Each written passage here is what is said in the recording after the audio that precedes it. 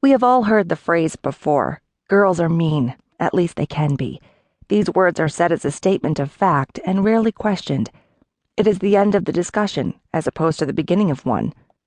Why is that?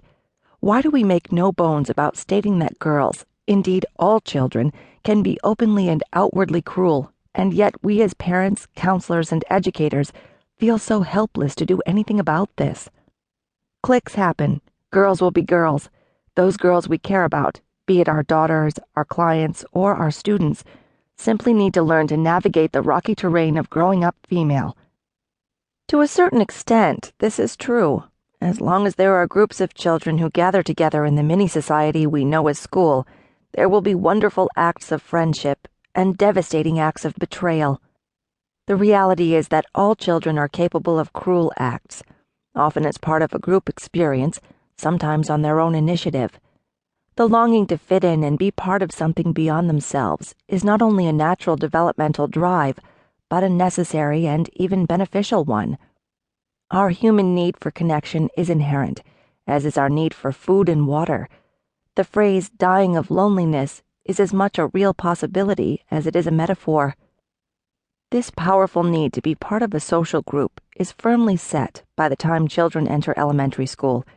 Even in preschool, children include or exclude one another. You've probably seen teasing, name-calling, and worse. Teachers will comfortably intervene at this age, mostly telling children they need to include everyone, be kind to their friends, or other such peacemaking instruction. But by elementary school, children are less supervised, even in kindergarten, and they begin to test the influence of their own power. They seek connections with friends at what might be described as any cost.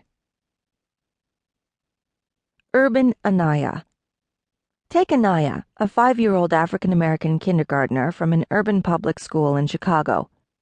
Author's note: some names and identifying details have been changed to protect the privacy of the individuals and families involved.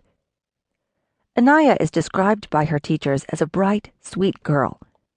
She is one of the good kids in the class, which means she is not a discipline problem in school. The 28 children in Anaya's class come from a wide array of backgrounds: African American, Latino, Asian, Caucasian, and many are biracial. The teacher, Mrs. Hernandez, describes the group as one of her nicer classes. It is early in the year, but Mrs. Hernandez says there have not been many incidents that would raise the attention of the staff. When asked what types of incidents she's referring to, Mrs. Hernandez is quick to list small offenses that will get a child a timeout or a loss of recess.